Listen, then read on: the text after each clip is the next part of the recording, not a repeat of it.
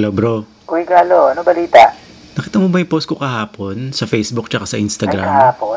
Hindi pa, bro. Busy kasi ako. Busy ako sa trabaho. Oo. Ito nga, galing lang ako sa work. Bakit? Ano ba meron? Birthday nung anak ko kahapon. Oo nga pala, no?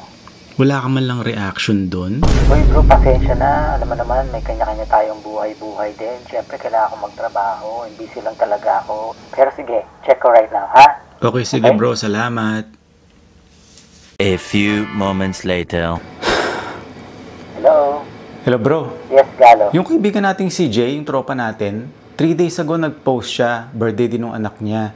Hala. Nakita ko bro, nilove mo yung post. Ba't sa akin like lang? Ay, pasensya na, bro. Hindi ko alam, may level pala yan. O sige, palitan ko, ha? Okay. Okay, sige, bye. Salamat. A few moments later. Yes, sir. Hello bro. Yeah, salamat sa pag-love ng post ha. Pero bakit wala ka man lang comment? Birthday yun eh. Comment pa ba? Wala ka man lang birthday greeting? Okay, siguro magpo-post ako ng birthday greeting. Pasensya na, nakalimutan ko. Okay. O sige, salamat. A few moments later. Hello?